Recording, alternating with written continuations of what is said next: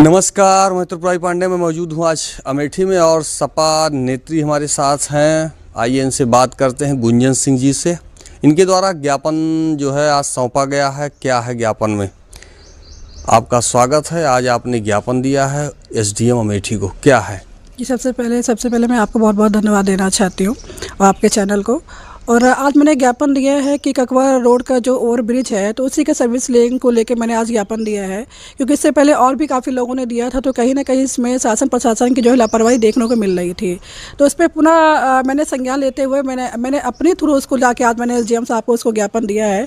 और एसडीएम साहब ने उस पर कहा कि जो भी मुझे कार्रवाई करनी होगी मैं करूँ, क्योंकि अगर इसको देखा जाए तो कहीं ना कहीं उस पर जो अवैध अतिक्रमण हो चुका है, जैसे एक साइड की बन चुकी है, एक साइड की नहीं, उसका निर्माण नहीं हो पाया है, तो उस पर भी जो है वो एक बार नोटिस दे चुके हैं। उन्होंने कहा पुनः मैं नोटिस देने का काम करूंगा और उसको फिर बनवाने का काम करूंगा। जी नहीं, क्या बताया उन्होंने? 5 दिन, 10 दिन, 20 दिन, कुछ उन्होंने बताया? देखिए मैंने जो ज्ञापन में मैंने उनसे बोला कि 1 हफ्ते के अंदर जो है उसकी जो है शुरुआत हो जानी चाहिए। तो उन्होंने कहा कि मैं सबसे पहले उसको वहाँ पे जाके देखूंगा। और फिर उन्होंने मेरे से प्रॉमिस भी किया कि एसडीएम साहब ने हमसे प्रॉमिस भी किया कि नहीं, उसको हम दिखवाएंगे और दिखवा के उस पर पुनः काम कराने का काम करेंगे। क्योंकि जिस हिसाब से मैंने उनके पास अपनी वो बातें रखी, क्योंकि जो काम अधूरा है, लोगों का कब्जा है, तो वहाँ पर अगर देखा जाए तो आने जाने के लिए आवागमन, चाहे वहाँ स्कूली बच्चे हो, वहाँ पे सड़क में गड्ढे में सड़क है, अगर देखा जाए तो उससे बहुत लोगों को परेशानी हो रही है। वहाँ के व्यापारियों को देख लिया जाए, अगर वहाँ पे निवासियों के वहाँ पे देखा जाए तो वहाँ पे आने जाने के लोगों को बहुत ही कष्ट का सामना उठाना पड़ रहा है। तो ये इसी को लेकर मैंने आज वहाँ पे ज्ञापन देने का काम किया और मैंने कहा 1 हफ्ते के अंदर ये इसका जो है आप निर्माण करें, नहीं तो हम लोग धरना प्रदर्शन करने के लिए हम लोग महिलाएं बाध्य होंगी इसके लिए। हमने देखा कि कंटिन्यू लगातार जो है सपा जो नेत्री हैं गुंजन सिंह के द्वारा लगातार कोई ना कोई मामला जो सामाजिक कार्य है उसको जो है आपके द्वारा, जैसे समाज में जो भी समस्याएं हो रही हैं, जैसे सूचना होती है कि यहाँ ये फॉल्ट है, ये चीज़ें हैं, तो आपके द्वारा चाहे डीएम हो, एसडीएम हो, लगातार जो है। देखिए, सबसे पहले तो मैं आप मीडिया बंधु को धन्यवाद देना चाहती हूँ, क्योंकि आप लोग वो चीज़ जहाँ देखते हैं, जहाँ कुछ कमियाँ हो रही क्या नहीं, तो आप लोग दिखाते हैं। हम लोग उस मुद्दे को उठाने का काम करते हैं, क्योंकि हम लोग समाज में रहते हैं और समाज ही हम लोग को बनाता है। तो हम लोग अगर समाज से जुड़े नहीं रहेंगे तो हम लोग कैसे अपने एक अच्छे समाज का नेतृत्व कर पाएंगे, कैसे अपने समाज के लोगों की जो तकलीफ़ों को जो है, क्योंकि समाज अगर हमारा समाज तकलीफ़ में रहेगा, उनको भाई समाज को क्या चाहिए, उनकी सड़कें सही हो, उनको बिजली पानी ये सारी चीज़ की उनको सुविधा हो, तभी तो एक अच्छे नेतृत्व के आप अपने लिए समाज के लिए कर पाएंगे। तो सबसे पहले इसलिए मैंने कहा कि ना, सबसे पहले मैं अपने मीडिया बंधु को जो है बहुत बहुत धन्यवाद देना चाहती हूँ, क्योंकि आप लोग जब कैसे कोई रिपोर्टिंग होती है, चाहे वो लोकल ग्राउंड की रिपोर्टिंग होती है, तो आप लोगों के माध्यम से कहीं होता है, तो हम लोग उसको जो है अपनी, तो चाहे वो डीएम को चाहे एसडीएम को हो, तो हम लोग उसको देके उस मुद्दे को उठाने का काम करते हैं। जी, आपने देखा होगा शंकराचार्य का जो है, उसके बारे में कुछ बताएं। देखिए, शंकराचार्य जी जो है 100 करोड़ आस्था सनातन के वो प्रतीक है, वो जगत गुरु शंकराचार्य हैं।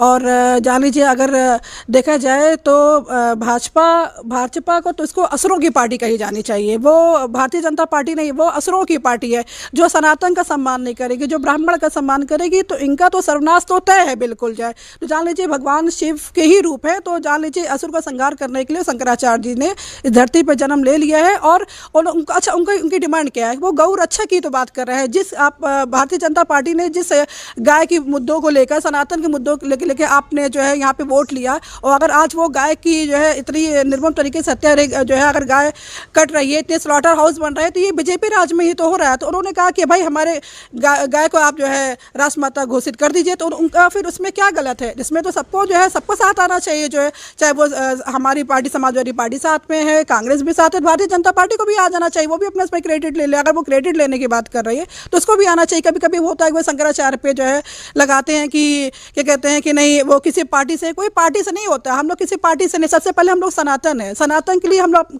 खड़े होते हैं और सनातन के तहत ही हम लोग वो उस मुद्दे को उठाते हैं जो है। तो शंकराचार्य जी हम लोग के लिए भगवान है और 100 करोड़ सनातन के वो प्रतीक है। जी, जो सरकार सनातन की बात जिसके द्वारा लगातार किया जाता है, और वही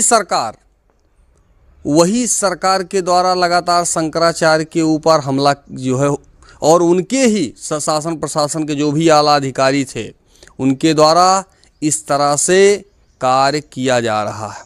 ऐसे में क्या समझा जाए कि भाजपा पार्टी सनातन को मानती है, नहीं मानती है, या इन लोगों के द्वारा जो लगातार सुबह से शाम तक हिंदू मुस्लिम जी? देखिए, भारतीय जनता पार्टी सनातन को नहीं मानती। अगर वो सनातन को मानती, अगर वो हमारे ब्राह्मण देवता को मानती, जो हमारे ब्राह्मण पूजनीय होते हैं, तो अगर वो मानती तो ये बताइए कि जो वहाँ पे उन्होंने वहाँ पे किया है प्रयागराज में, उनकी चोटी जो है शिखा खींची गई है, तो वो कहीं ना कहीं बहुत ही कष्टदायी, बहुत ही दुखदायी है कि हम लोग ये हमारा भारत देश किस ओर जा रहा है। जिस भारतीय जनता पार्टी को देखा जाता था कि वो बहुत ही चाहे वो गाय को लेके देखा जाए, चाहे ब्राह्मणों के लिए बहुत ही अपनी वाहवाही करते, लेकिन आज देखा जाए तो इस पे देखा जाए तो पूरी तरह वो बैकफुट पे आ गई है।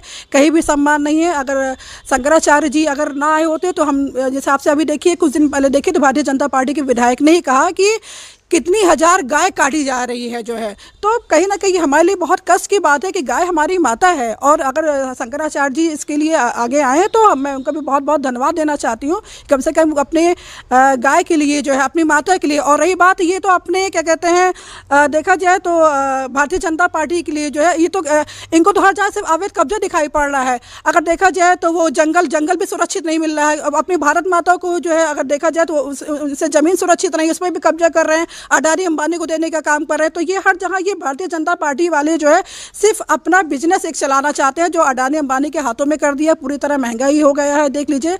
और ये डबल इंजन की सरकार है, जहां विकास की बात करती है अगर देखा जाए तो अमेठी में कोई विकास नहीं हो रहा है और पूरी तरह अमेठी जान लीजिए बैकफुट पे आ चुकी है। 27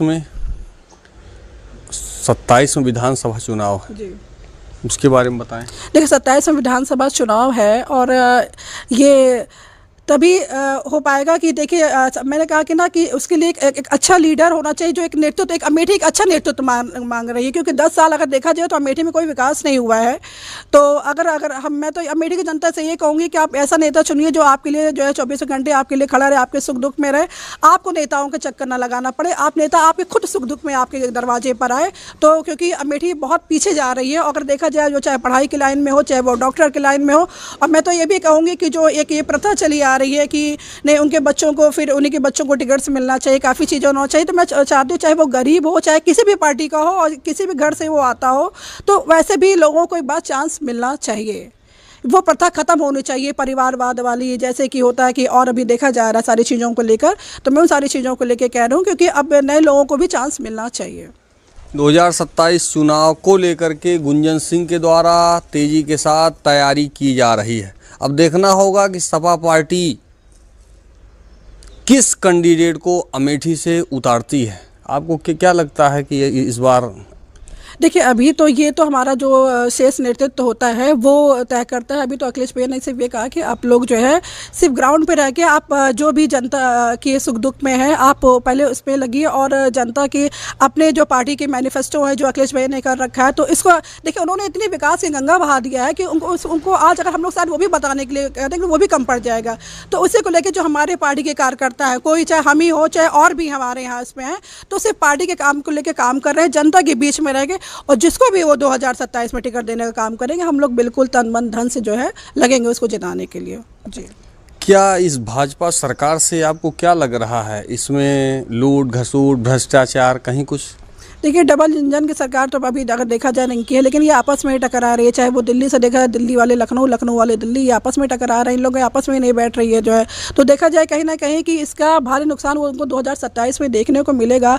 अगर देखा जाए तो मैंने कहा ना कि सबसे बड़ा मुद्दा अगर अभी देखा जाए तो रोजगार तो मिल नहीं रहा है, सब बेरोजगार हो रखे हैं, मंदिर को तोड़े जा रहे हैं, शिवलिंग को तोड़ दिए जा रहे हैं जो है, ब्राह्मणों पे जो है देखा जाए तो अत्याचार हो रहा है, वकीलों पे हो रहा है, पत्रकारों पे हो रहा है। तो ये भाजपा राज में संभव है जो है, ये जो भाजपा में सारी चीज़ें हैं।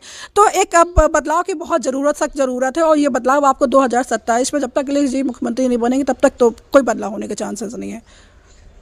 बदलाव होने वाला है। 2027 में चुनाव है, चुनाव को लेकर के गुंजन सिंह के द्वारा तैयारियां की जा रही हैं।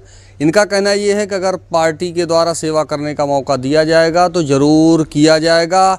और अभी राष्ट्रीय अध्यक्ष जी का आदेश है कि आप लोग ग्राउंड पे जाइए, लोगों से जो है जो भी सामाजिक आपको ये लगता है कि समस्या है तो उनकी बात को ज़्यादा से ज़्यादा शासन प्रशासन तक भेजिए, जनता का। जी अभी उनका स्टेटमेंट अभी जल्दी में आया, 2-3 दिन पहले आया राष्ट्रीय अध्यक्ष अखिलेश यादव जी का, कि हमारी पार्टी इसके लिए गाइडलाइन आया है कि आप जनता के बीच में रहिए। जनता के बीच में सबसे पहले आपकी भाषा सही होनी चाहिए कि कोई भी ऐसे वर्ड्स ना निकले कि जो क्या कहते हैं सत्ता पक्ष उसका जो है फ़ायदा उठाए। तो आप जनता के बीच में जब तक ग्राउंड टू अर्थ नहीं रहेंगे और आप उनसे बहुत ही पोलाइटली बिहेव करिए और अच्छे तरीके से बातचीत करिए जो है, कि कोई भी ऐसे अपशब्द ना निकले जो जनता को ठेस पहुँचे। तो इसमें भी जो है हमारे राष्ट्रीय अध्यक्ष अखिलेश यादव जी ने जो है संज्ञान लिया। उन्होंने ये अपने कार्यकर्ताओं को जो है कहा भी, और शिवपाल जी ने भी यही सारी चीज़ों के लिए कहा। देखिए तभी आप कोई भी चीज़ें होता है कि अगर आप अपनी क्या कहते हैं ग्राम की और चाहे गांव की अगर आपको विकास चाहिए तो सबसे पहले आपकी ज़ुबान, आपका तौर तरीका, सारी चीज़ें बहुत सही होनी चाहिए, तब जाके आपसे जनता कनेक्टेड होगी। तो वही सारी चीज़ों को लेकर हम लोग जुड़ेंगे और अखिलेश जी की जो भी उनके मैनिफेस्टो उसको लेकर गाँव घर घर जाके बताने के उसको अखिलेश जी को मुख्यमंत्री बनाने का काम करेंगे 2027 में। जी अभी आपने देखा गुंजन सिंह जी से बात हो रही थी, इनके द्वारा आज ज्ञापन सौंपा गया है एसडीएम अमेठी को, और आने जाने के लिए आम जनमानस को समस्या हो रही है।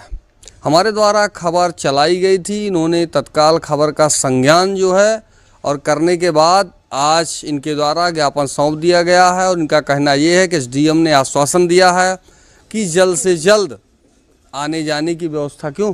देखिए मैं तो फिर आपको त्रिपाठी जी बहुत धन्यवाद देना चाहूँगी। आप जब कहीं का मुद्दा उठाएंगे, मैं एक बहन होने के नाते समाजवादी पार्टी चाहे कार्यकर्ता एक छोटे से पाएंगे वहाँ आपका साथ देने के लिए तैयार रहूँगी, क्योंकि आप वो आईना, आप मीडिया के बंधु, आप आईना दिखाने का काम करते हैं जहाँ गलत हो रहा कहाँ कैसा, तो वो चीज़ें हम उसमें आवाज़ उठाने का काम करेंगे जो है।